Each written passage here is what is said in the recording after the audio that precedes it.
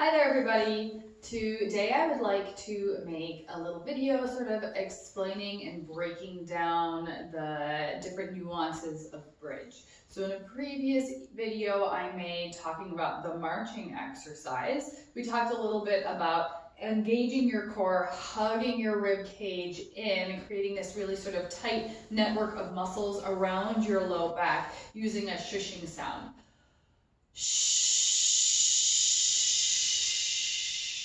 So you see how my rib cage moved closer together and a little bit down towards my pelvis here. We'll try it again.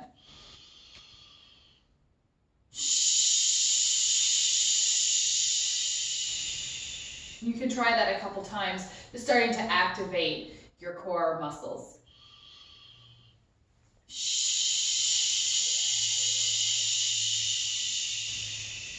This is a really emphatic shushing noise, letting all of the air out of your lungs. Okay, let's try that lying down on your back.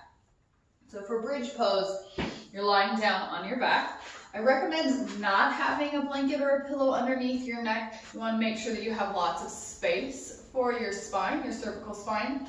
That being said, if you're a person who knows that you need that support underneath your neck and head for safety reasons, that's okay, go ahead and use it. We're not going to be moving very high up into bridge through this exercise, and I'll tell you why in a little moment. So for bridge pose, you lie down on the floor, and we'll just start with that shushing noise again, to sort of feel what it feels like to engage our core lying down on the ground.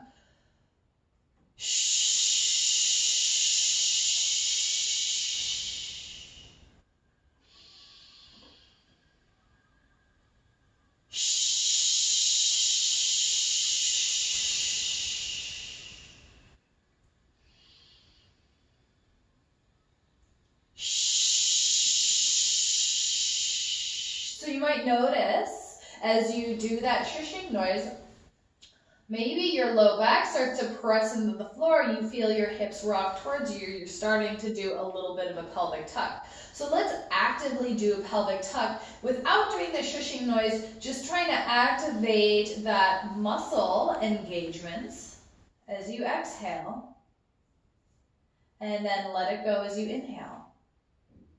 So exhale, hug your belly button in, hug your rib cage in, press your low back into the floor. Inhale, release.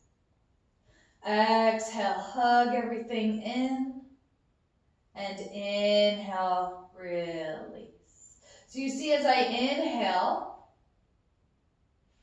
my low back arches off the floor, my hips rock away. Now, if you find this is really hard to do without that shushing noise, that's okay. Go ahead and continue to do the shushing noise.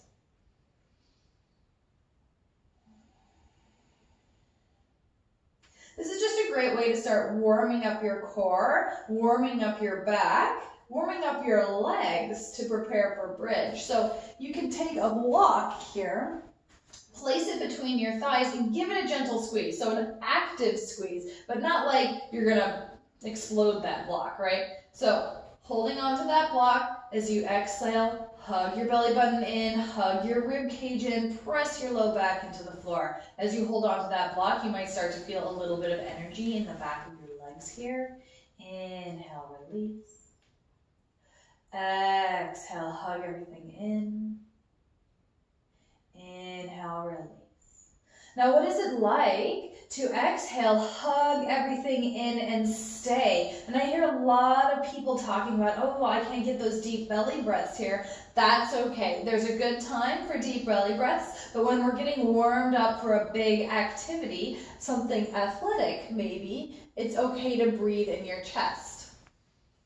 So what does it feel like to hold on to this block and keep your core engaged, your rib cage hugging in, your low back pressed into the floor, your tailbone is reaching between your thighs. Maybe you feel it a little bit in your tummy here. I'm starting to feel some engagement, some of my muscles talking to me in the back of my legs, on my inner thighs.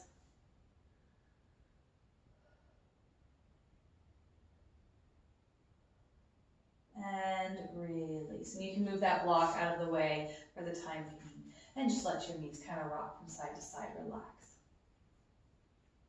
Now, I've noticed that a lot of people seem to approach bridge as maybe it's a competition, I'm not really sure, but the effort is put into lifting the rib cage up to get a really high arch in your back. Now, if we're thinking about hugging our rib cage in, keeping our core engaged, sort of hugging that band of muscles around our low back, protecting your low back, we stop to lift with our rib cage and start to lift with our hips.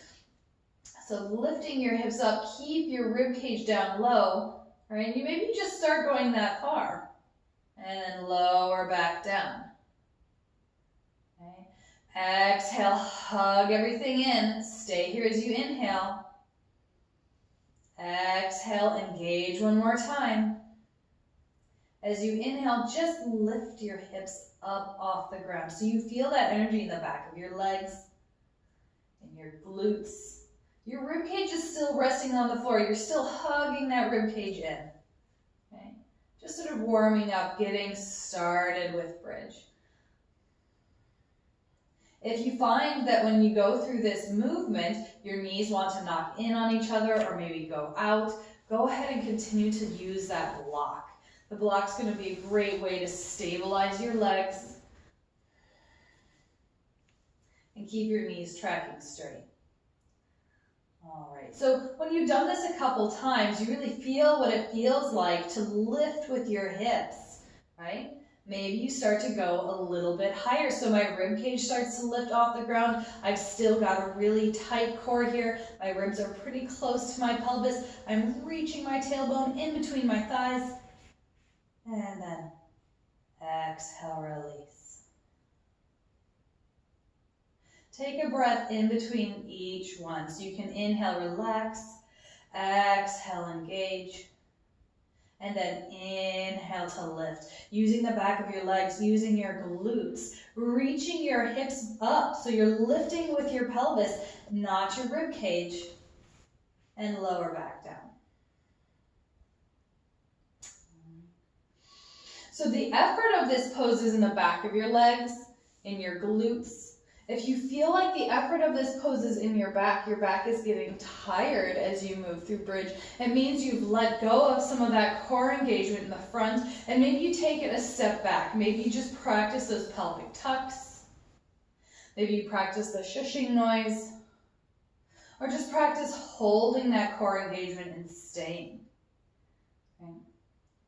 Now, if you feel like you've got this down pretty good, lifting your hips up and keeping your core engaged, you want to try a new challenge, you can do something like walking your feet away from you.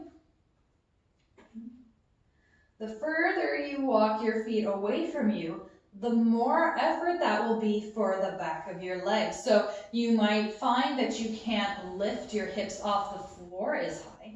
That's okay.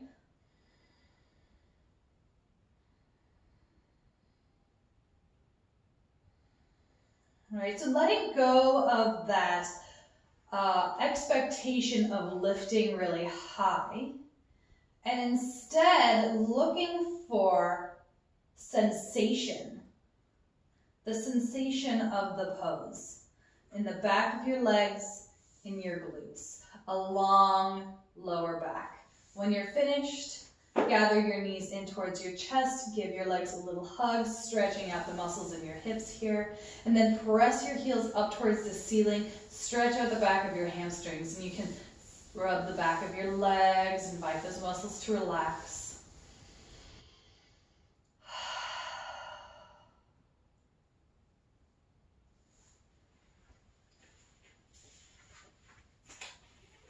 So, bridge pose.